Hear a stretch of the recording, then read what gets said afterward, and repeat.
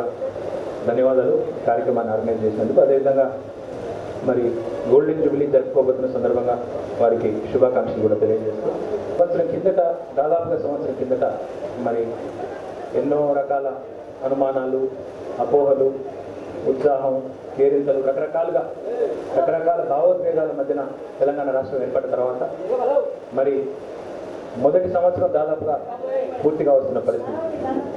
ఈ మొదటి సంవత్సరంలో ముఖ్యంగా ఒక రాష్ట్రంగా, ఒక ప్రభుత్వంగా, ఎందుకంటే ఒక అసాధారణమైన పరిస్థితుల మధ్యన ఏర్పడ్డ రాష్ట్రం కాబట్టి, అసాధారణమైన సన్నివేశాల మధ్యన ఆవిష్కరించబడ్డ కొత్త రాష్ట్రం కాబట్టి, మరి కొత్త రాష్ట్రం మీద తెలంగాణ ప్రజలకేమో కోటి ఆశలు, అదే రకంగా ఈ రాష్ట్ర ఏర్పాటును వ్యతిరేకించిన వారికేమో కోటి అనుమానాలు.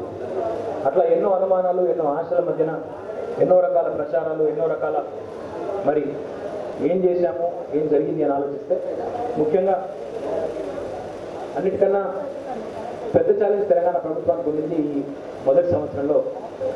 మన రాష్ట్రంలో జరిగిన సాధారణ ఎన్నికల తర్వాత ఒక అధికార మార్పిడి మాత్రమే కాదు. రాజకీయాల్లో ప్రతి 5 సంవత్సరాలకి అధికార మార్పిడి జరగడం, ఎన్నికలు జరగడం, ఒకరు అధికారంలోకి రావడం, ఇంకోరు దిగిపోవడం, ఇవన్నీ సహజంగా జరిగింది. కానీ ఇక్కడ జరిగింది అది కాదు. ఒక అసాధారణమైన రాజకీయ పరిస్థితుల మధ్యన ఒక రాష్ట్రం ఏర్పడిన తర్వాత ఒక అసాధారణమైన పరిస్థితుల్లో కేవలం అధికార మార్పిడి మాత్రమే కాకుండా, ఇందాక నేను చెప్పినట్టు ఒకవైపు కోటి ఆశలు, ఇంకోవైపు కోటి అనుమానాల మధ్యన ఒక కొత్త రాష్ట్రం ఏర్పడి మరి ఈ ప్రభుత్వం ఎలా నిలదొక్కుంటుంది, ఈ రాష్ట్రం ఎలా నిలదొక్కుంటుంది అనే ఎన్నో రకాల సంశయాల మధ్యన మరి రాష్ట్రం ఏర్పడ్డ విషయం మనందరికీ తెలుసు. మరి ఈ మొదటి సంవత్సరంగానే కనుక ఒకసారి మా ప్రయాణాన్ని గమనించినట్లయితే సంపూర్ణంగా ఆశించిన, అనుకున్న వైపు మనం ఎంచుకున్న లక్ష్యాలను నిర్దేశించుకొని తెలంగాణ సమగ్ర దీర్ఘకాలిక అభివృద్ధికి ప్రణాళికలు రూపొందించడంలో మొదటి అడుగు వేయడంలో ప్రభుత్వం సఫలమైందని చెప్పక తప్పదు. కొన్ని గుణాత్మకమైన మార్పులు, ముఖ్యంగా నేల విడిచి సాము చేయకుండా బేసిక్స్ని గెట్ ద బేసిక్స్ రైట్, అంటే భారతదేశంలో ముఖ్యంగా మన రాష్ట్రంలో ఉన్న సమస్యల నేపథ్యంలో మరి ఏ రకంగా మౌలికమైన అంశాలను పరిష్కరిస్తూ వాటికి ఒక దీర్ఘకాలిక ప్రణాళికలు రూపొందించుకొని, రచించుకొని ముందుకు పోవాలన్న దాంట్లో ప్రాధాన్యాలు నిర్దేశించుకొని మరి మన తెలంగాణ ప్రభుత్వం ముందుకు పోయిందని నేనైతే వ్యక్తిగతంగా అనుకుంటా ఉన్నాను. ఇక నా శాఖకు సంబంధించి వస్తే అటు ఒకవైపు పంచాయతీరాజ్, ఇంకోవైపు ఐటీ. పంచాయతీరాజ్ మరి గ్రామీణ సామాన్యులతో మమేకమయ్యే డిపార్ట్మెంట్, ఇంకోవైపు ఐటీ ఏమో మరి పూర్తి స్థాయిలో the other end of the spectrum, అంటే కొత్త తరం యువకులు, కొత్త తరం ఆలోచనలు, ప్రపంచంతో పోటీ పడే పౌరులు, వారికి సంబంధించిన శాఖ. మరి రెండింటిని కూడా మేళవించుకొని చాలా వరకు ఈ సంవత్సర కాలంగా సక్సెస్ఫుల్గానే ముందుకు పోయినామని నేనైతే అనుకుంటా ఉన్నాను.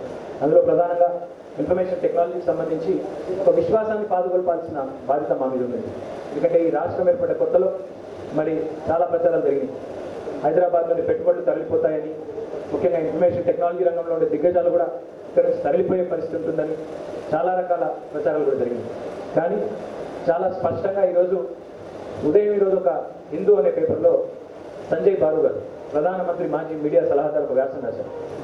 ఇదే సంజయ్ బారు గారు గతంలో తెలంగాణను చాలా బిట్టర్గా వ్యతిరేకించిన వ్యక్తి, తెలంగాణ రాష్ట్ర ఏర్పాటు జరగకూడదని వాదించిన వ్యక్తి చాలా వేదికల మీద, జాతీయ వేదికల మీద కానీ ఇతర వేదికల మీద కానీ. ఈరోజు ఆయన వ్యాసంలో చివరికి అన్ని రకాల విషయాలు ప్రస్తావిస్తూ ఆంధ్ర, తెలంగాణ ఒక సంవత్సరం అయిపోయింది అని చెబుతూ చివరిగా ఆయన చెప్పి ముగించిన సందర్భం ఏదైతే ఉందో, ముగించిన తీరు ఏదైతే ఉందో మనం ఒక్కసారి ప్రస్తావించాల్సిన అవసరం. ఆయన చెప్పింది ఏమంటే, నేను 2 విషయాల్ని చాలా స్పష్టంగా వాదించాను, బలంగా వాదించాను. ఒకటి, అసలు ఒక ప్రాంత అభివృద్ధి జరగాలంటే రాష్ట్ర ఏర్పాటే అవసరం లేదు అని నేను వాదించాను. ఆ విషయంలో ఇంకా వేచి చూడాల్సిన అవసరం ఉంది. అది నేను రైటా కాదా అనేది భవిష్యత్తు చెప్తుంది. ఈ ప్రభుత్వం ఆ విషయంలో నన్ను తప్పుగా ప్రూవ్ చేయాల్సిన అవసరం ఉందని ఒకటి రాశాను. కానీ రెండోది నేను రాసిన ఇంపార్టెంట్ మాట, హైదరాబాద్ మహానగరానికి సంబంధించి నాకు కొన్ని అనుమానాలు ఉండినాయి. హైదరాబాద్ మహానగరం రేపటి రోజున మరి ఇన్ని వాదాల మధ్యన ఏర్పడుతున్నప్పుడు రేపటి రోజున తనకున్న క్యారెక్టర్, తనకున్న ఒక చరిత్రను, తనకున్న ఒక కాస్మోపాలిటన్ ఫ్యాబ్రిక్ కోల్పోతుందేమో అన్న భయం నాకు ఉండింది. కానీ సంవత్సర కాలం తర్వాత ఈరోజు నేను చెప్తా ఉన్నాను, మరి ఆ భయం నాకు తొలగిపోయింది. హైదరాబాద్ మహానగరం గతం కంటే కూడా మరి బ్రహ్మాండంగా తన కాస్మోపాలిటన్ ఫ్యాబ్రిక్ని రీటైన్ చేసుకోవడం మాత్రమే కాదు, ఆ హైదరాబాద్ నగరం యొక్క వార్మ్త్ కానీ, ఒక సెన్స్ ఆఫ్ చామ్ కానీ, దాన్ని మాత్రం ఇంటాక్ట్గా ఈ ప్రభుత్వం వచ్చింది అని చెప్తూ ఆయన ఈరోజు వారి వ్యాసాన్ని కూడా హిందీలో ముగించడం జరిగింది. కాబట్టి ఎవరైతే తెలంగాణ రాష్ట్ర ఏర్పాటును వ్యతిరేకించిన మేధావి వర్గం కూడా ఉందో మరి వారు కూడా ఈరోజు సంవత్సర కాలం తర్వాత మరి కొన్ని అంశాల మీద కనీసం సానుకూలత వ్యక్తం చేస్తూ ఉన్నారంటే డెఫినెట్గా తెలంగాణ ప్రభుత్వం ఆ దిశగా కొంత మరి విజయం సాధించినట్టే చెప్పుకోవచ్చు. 2-3 అంశాలుగా ఆలోచించినట్టయితే అసలు ఏం చేశాం ప్రభుత్వం అని ఆలోచించినట్టయితే, ఒకటి, ఈ ఏడాది కాలంగా ముఖ్యమంత్రి గారు కానీ తెలంగాణ రాష్ట్ర మంత్రివర్గం కానీ అవిశ్రాంతంగా పనిచేసింది. తమ ప్రాధాన్యాలు ఎంచుకొని ప్రభుత్వానికి ఒక ఆలోచన నిర్దేశించుకున్న తర్వాత, ముందుకు పోదామని ఆలోచన అనుకున్న తర్వాత చాలా స్పష్టమైన ఒక ప్రణాళిక రూపొందించుకొని అవినీతి రహితంగా పారదర్శకంగా ముందుకు పోయే పని అడుగడుగునా చేసే ప్రయత్నం చేశారు. అందులో ప్రధానంగా అన్ని కొత్త, రాష్ట్రము కొత్త, మాకు కూడా పరిపాలన కొత్త, ఇంత స్థాయిలో మరి ఎన్నో అనుమానాలు. ఇందాక నేను చెప్పినట్టు అధికార యంత్రాంగం దాదాపు 9 నెలల వరకు విభజన జరగలేదు. ఐఏఎస్ అధికారులు ఇంకా రాష్ట్ర ప్రభుత్వ స్థాయి ఉద్యోగుల విభజన ఇంకా పూర్తి కూడా కాలేదు. ఇప్పటికి కూడా కమల్నాథన్ కమిటీ ఇంకా పనిచేస్తూనే ఉంది. ఇవన్నీ ఒకవైపు ఉన్నప్పుడు, ఇంకోవైపు ఇందాక నేను చెప్పినట్టు తెలంగాణ ఆత్మను, తెలంగాణ ప్రజలను కేంద్ర బిందువుగా చేసుకొని, తెలంగాణ ప్రజల ఆత్మ ఘోషను అర్థం చేసుకొని, మరి వారి ఆత్మ ఘోషకు అనుగుణంగా వారి ఆలోచన విధానానికి అనుగుణంగా ఈ ప్రభుత్వం ప్రాధాన్యాన్ని నిర్దేశించుకొని ముందుకు పోయింది. ముఖ్యంగా ఇందాక మొదటగా నేను చెప్పినట్టు సమగ్ర దీర్ఘకాలిక అభివృద్ధి వైపు రాష్ట్ర ప్రభుత్వం అడుగులు వేసింది. తాత్కాలిక ప్రయోజనాలు ఆశించకుండా, కేవలం షార్ట్ కట్స్ మాత్రం చూడకుండా రాష్ట్రం ఈ 5 ఏళ్ళు, ఒక బిడ్డ పుట్టిన తర్వాత మొదటి 5 ఏళ్ళు ఏ రకంగా కీలకమో, మరి ఈ 5 ఏళ్లలో మనం వేసే ప్రతి అడుగు కూడా భవిష్యత్ తెలంగాణ బాటను, భవిష్యత్ తెలంగాణ భవితను నిర్దేశిస్తుందనే ఒక క్లియర్ కట్ స్ట్రాటజీతో, క్లియర్ కట్ స్పష్టతతో మరి రాష్ట్ర ముఖ్యమంత్రి గారు ప్రభుత్వం పనిచేసిందని చెప్పగలుగుతారు. అందులో ముఖ్యంగా ఆలోచించినట్టయితే గత ప్రభుత్వాలు తాత్కాలిక ప్రయోజనాలు ఉద్దేశించి ఆలోచించి కొన్ని షార్ట్కట్ మెజర్స్ చూసి గతంలో ప్రభుత్వ వైద్య వ్యవస్థను కానీ విద్యా వ్యవస్థను కానీ పూర్తిగా ధ్వంసం చేసిన పరిస్థితి. మన ప్రభుత్వం వచ్చిన తర్వాత ఈ సంవత్సర కాలంలో ప్రభుత్వ రంగానికి పెద్దపీట వేయడం జరిగింది. ప్రభుత్వ ఉద్యోగులను కానీ ప్రభుత్వంలో వివిధ శాఖలను కానీ వారిని పూర్తి కాన్ఫిడెన్స్లో తీసుకొని వారి ఆలోచనలకు అనుగుణంగా వారి మీద విశ్వాసాన్ని పెట్టి ముందు పోవడం జరిగింది. ఉదాహరణ చూసినట్టయితే ఆంధ్రప్రదేశ్ ఆఖరి ముఖ్యమంత్రి కిరణ్ కుమార్ రెడ్డి గారు తెలంగాణ రాష్ట్రం విద్యుత్ విషయంలో సంక్షోభంలో కూరుకుపోతుంది, అసలు కోలుకోలేని దెబ్బతింటుంది, ఒక అన్డివైడెడ్ స్టేట్గా ఉన్నాం కాబట్టి ఆంధ్రాలో విద్యుత్ ఉత్పత్తి అవుతున్నది, మరి అందుకే తెలంగాణలో విద్యుత్ ఇవ్వగలుగుతున్నామని పదే ఒక విష ప్రచారం చేయడం జరిగింది. మరి ఈరోజు సంవత్సరం తర్వాత చూసినట్టయితే ఒక్కసారి వెనక్కి తిరిగి ఆలోచించుకున్నట్టయితే కిరణ్ కుమార్ రెడ్డి గారు ముఖ్యమంత్రిగా ఉన్నప్పుడు పారిశ్రామికవేత్తలు కూడా ఇందిరా పార్క్ వద్ద ధర్నాలు చేసిన పరిస్థితి. పవర్ హాలిడేలు ప్రకటిస్తే వారంలో 2 రోజులు 3 రోజులు పారిశ్రామికవేత్తలు కూడా చివరికి ఇందిరా పార్క్ దగ్గర ధర్నాలు చేసిన పరిస్థితి. కానీ ఈ సంవత్సర కాలంలోనే మరి ఎంతోమంది ఎన్నో రకాలుగా కామెంట్ చేసినప్పటికీ కూడా అటు వ్యవసాయ రంగానికి, ఇటు గృహ అవసరాలకు, మూడో వైపు పరిశ్రమలకు ఎక్కడా కూడా విద్యుత్ కోతలు లేకుండా, షెడ్యూల్డ్ పవర్ అవుటేజెస్ లేకుండా ఈసారి మండుతున్న ఎండల గురించి మీరు అందరూ ఇప్పటికీ రాస్తూ ఉన్నారు, పుంకాలుగా పత్రికలు రాస్తూ ఉన్నాయి, అందరం కూడా చూస్తూ ఉన్నారు. చరిత్రలో ఏనాడు లేని ఎండలు ఈరోజు ఈ సంవత్సరం ఉన్నాయి. మరి ఇంతటి ఎండాకాలంలో కూడా విద్యుత్ కోతలు లేకుండా మరి ఎంతోమంది ఎన్నో రకాల ప్రచారాలు చేసినప్పటికీ పూర్తి స్థాయిలో ఒక అండర్స్టాండింగ్తో, ఒక అవగాహనతో ముఖ్యమంత్రి గారు పకడ్బందీ వ్యూహంతో చివరికి తన ఇంట్లో అదేవిధంగా ఆఫీస్లో కూడా ఒక డాష్ బోర్డ్ ఏర్పాటు చేసుకొని నిరంతరం విద్యుత్ను మానిటర్ చేస్తూ ఎప్పటికప్పుడు సమీక్షిస్తూ నివారణ చర్యలు తీసుకుంటూ ఈరోజు సక్సెస్ఫుల్గా మొట్టమొదటిసారి ఎక్కడికి వెళ్ళినా విపరీతమైన అప్లాస్ వస్తూ ఉంది. మొన్న నేను ఫ్యాప్సీ మీటింగ్కి పోతే అక్కడ అడిగినారు, how did your CM do this miracle అని అడిగినారు. ఈ అద్భుతాన్ని ఎట్లా చేయగలిగినారు మీరు? ఎండాకాలంలో పవర్ కట్స్ ఉంటాయని మేమందరం ఆశిస్తూ ఉంటే మరి జనరేటర్ బిజినెస్లు దెబ్బతినే విధంగా, ఇన్వర్టర్ల కంపెనీలు దెబ్బతినే విధంగా ఎండాకాలంలో ఎట్లా మేనేజ్ చేయగలిగినారు అడిగినారు. ఇది కేవలం ముఖ్యమంత్రి గారికి తన మీద, తనకు, తన ప్రభుత్వ యంత్రాంగం మీద ఉన్న అచంచలమైన విశ్వాసానికి నిదర్శనం.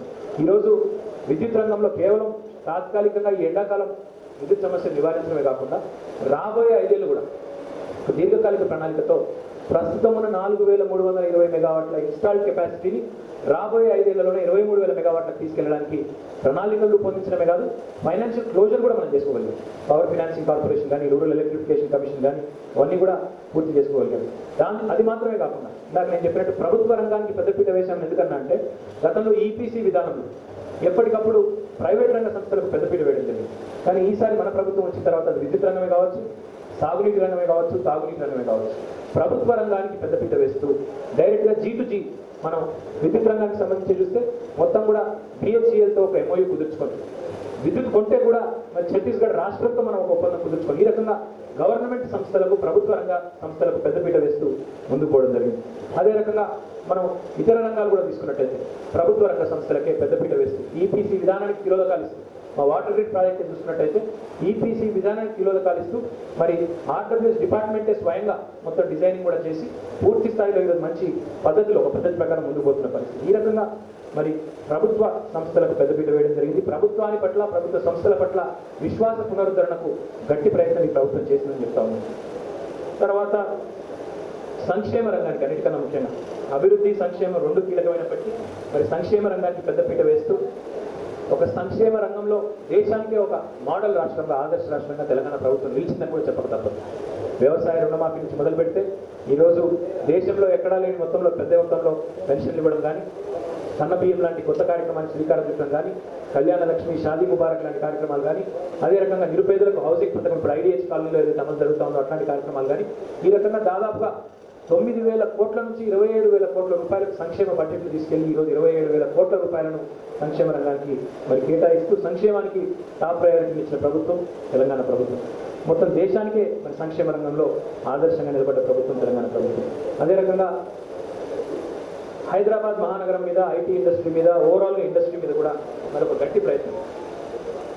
ఎన్నో ప్రచారాలు జరిగినప్పటికీ హైదరాబాద్లో కొంతమందిని తరిమేస్తారని, అసలు ఇక్కడ లా అండ్ ఆర్డర్ అనేది, శాంతి భద్రతల సమస్య అనేది విపరీతంగా ఉంటుందని మరి రకరకాల ప్రచారాలు, అనుమానాలు, అపోహలు, ఎన్నో రకాల వదంతులు ఇవన్నీ వ్యాపింపజేసినప్పటికీ సంవత్సర కాలంలో చాలా గొప్పగా గర్వంగా చెప్పుకునేది ఏమంటే మేము మరి ఈ సంవత్సర కాలంలో హైదరాబాద్ మహానగరంలో ఎక్కడా కూడా ఒక చిన్న ఇన్సిడెంట్ కూడా లేకుండా, ఒక చిన్న అవాంఛనీయ సంఘటన కూడా లేకుండా, ఎన్ని అనుమానాలు, ఎన్ని వదంతులు, ఎన్ని ప్రచారాలు, ఎన్ని భయాలు కల్పించే ప్రయత్నం చేసినా, మా రాజకీయ ప్రత్యర్థులు దాన్ని ఆలంబనగా చేసుకుని ప్రజల మధ్యన చిచ్చు పెట్టే ప్రయత్నం చేసినా అవన్నిటినీ కూడా సమర్థవంతంగా పరిపాలన పరంగా ఎదుర్కొంటూ ఈరోజు చాలా విజయవంతంగా శాంతి భద్రతలను కేవలం హైదరాబాద్ మహానగరంలోనే కాదు మరి మొత్తం రాష్ట్ర వ్యాప్తంగా కూడా పకడ్బందీగా నిర్వహించగలిగామని కూడా ఈ సందర్భంగా చెబుతూ, శానిటేషన్ నెంబర్ 1 మనం ఏం చేయాలా?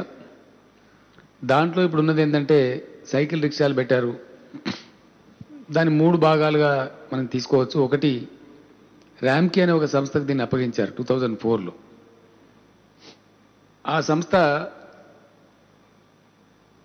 3 భాగాలకు ఇచ్చారు. ఒకటి collection of garbage from door to door and transportation of the garbage, then handling of the garbage at the dump yard.